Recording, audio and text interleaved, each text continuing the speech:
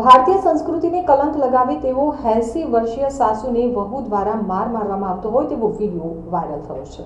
સુરતના પૂણા વિસ્તારમાં આવેલી માતૃશક્તિ સોસાયટીમાં રહેતા એક પરિવારની વહુ દ્વારા 80 વર્ષીય સાસુને ઢસડીને માર મારવામાં આવતો હોવાનો વિડીયો વાયરલ થતા ચકચાર મચી જવા પામી છે। સમગ્ર ઘટનાનો વિડીયો જાગૃત નાગરિક દ્વારા લેવામાં આવ્યો છે અને આ વિડીયો બનાવી વાયરલ કરાતા સામાજિક સંસ્થાએ પોલીસને સાથે રાખી વૃદ્ધાની મદદે પહોંચી હતી। જો કે પરિવારજનોએ વૃદ્ધાનો કબજો સોંપવાનો ઇનકાર કરતા મામલો પોલીસ સ્ટેશને પહોંચ્યો છે અને આ મામલે ફરિયાદ નોંધવાની તજવીજ હાથ ધરવામાં આવી હોવાનું જાણવા મળ્યું છે। સોશિયલ મીડિયામાં જે વિડીયો વાયરલ થયો છે તેમાં એક ઘરના પેસેજમાં બેસી ભોજન કરવાનો પ્રયાસ કરી રહેલ વૃદ્ધાને તેની વહુ દ્વારા થપ્પડો મારવાની અને ધસડીને લાતો મારવામાં આવી રહી છે।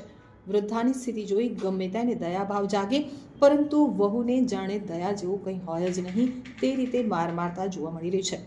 સુરતના પૂણા વિસ્તારમાં આવેલી માતૃશક્તિ સોસાયટીનો આ વિડીયો હોવાનું સામે આવ્યું છે। તો વૃદ્ધાઓ પર જ્યારે ત્રાસ ગુજારવામાં આવી રહ્યો હતો ત્યારે એક જાગૃત નાગરિક દ્વારા વિડીયો બનાવી વાયરલ કરવામાં આવતા સમગ્ર મામલો બહાર આવ્યો છે।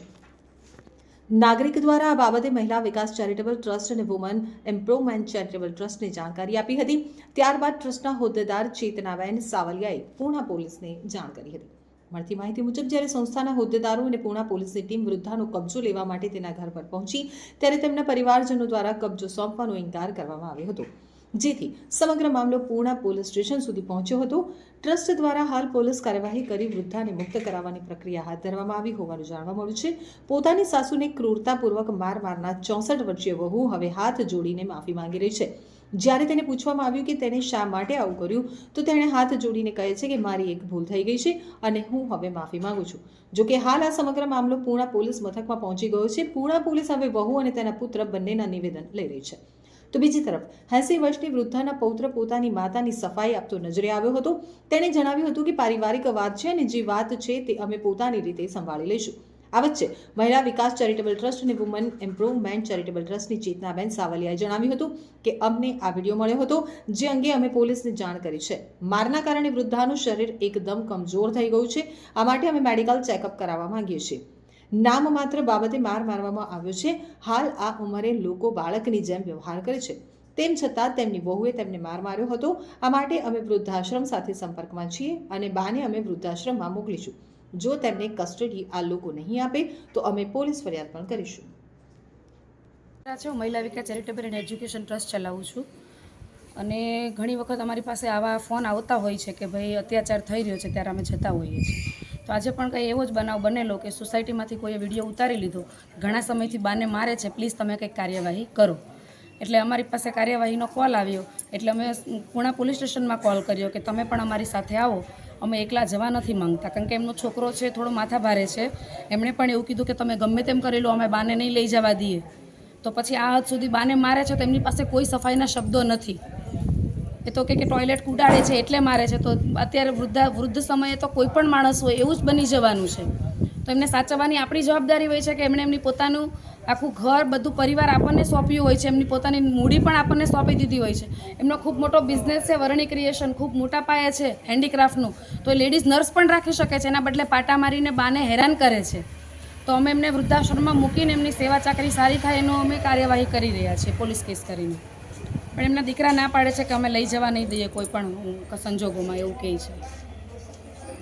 આ વિડીયો મોકલ્યો કે બેન આવી રીતે એક બાને હેરાન કરે છે, તો એની પાસેથી મેં ડિટેલ લઈને મારી ફ્રેન્ડ શીતલબેનને ફોન કર્યો અને અમે અહીંયા પોલીસને લઈને આવ્યા છે માતૃશક્તિ સોસાયટી 3132 નંબરમાં અને જોયું તો બા ખાટલામાં પડ્યા હતા। અત્યારે તો બાને બધી સર્વિસ આપે છે, પણ લોકોને દેખાવ માટે, કારણ કે એ લોકોને ખબર પડી ગઈ હતી કે હવે આ બધાને ખબર પડી ગઈ છે એટલે હવે સાચવવાનો દેખાવ કરે છે લોકો, મતલબ સાચવતા નથી અને પાછળથી હેરાન કરે છે અને આજુબાજુવાળા કોઈ બોલતા નથી એ લોકોના ડરથી। પણ કોઈને એવી માનવતા હશે કોઈનામાં તો એનાથી દર્દ સહન નહીં થયું હોય એટલે વિડીયો બનાવીને મૂક્યો અને અમને મોકલ્યો, તો અમને એ સહન ન થયું એટલા માટે અમે કાર્યવાહી કરવા માટે અહીંયા આવ્યા છીએ। અને આશ્રમવાળાને લઈને આવ્યા છે કે આ લોકો નો સાચવે તો અમે આશ્રમમાં અને તમે ગેલેરીમાં રાખો છો, આજે અચાનક તમે ઘરમાં લઈ લીધા બાને? નહીં ડેઈલી સાંજે અંદર ઘરે જ હોય ડેઈલી સાંજે ડેઈલી ઘરે અમારી પાસે છે ને અમારું ટ્રસ્ટ છે, જ્યાં વૃદ્ધાશ્રમ છે ત્યાં બધા રાખે છે, અમે બાને ત્યાં લઈ જઈએ છીએ. નો સચવાય કોઈ તો ગુણવંતભાઈને નહીં, બોલાવો. આજે પણ નહીં, કાલે પણ નહીં, બાને હું પણ આવી નહીં રીતે સાચવાય ને આ તમે કરી કેમ- શકાશે? મારી વાત સાંભળો 24/7 ગમે ત્યારે એની ટાઈમ આવજો રેડી. તમે આ વિડિયો જે જોયો છે ને અત્યારે અમે બા એક જરા સી બા એવો કોઈને શોખ ન થતો એક હોય. મિનિટ એનો વિડિયો મોકલે કોઈ ખરા એમ. મેડમ મારી વાત સાંભળો, મને બે શબ્દ બોલવા દો તમે. હા બોલો. બા અમે નહોતા હાજર હા. એટલે બાને વાહે રાખવા પડ્યા હતા. બરાબર. સી કરી દે મારા મમ્મીને કહી દો મને વાહે સાંજે કોઈ દિવસ વાહે નથી રહેતા, રાતે ઘરે અંદર જ આવો હોય છે. ગુણવંતભાઈ. વાત ક્યાં છે? હે અહીં સુધી પહોંચ્યું તે તમે માફી માંગો છો. એમ નહીં, અમારા વૃદ્ધાશ્રમમાં આવવું છે તમારે? વૃદ્ધાશ્રમમાં આવવું છે, ગૌઢાઘરમાં આવવું છે?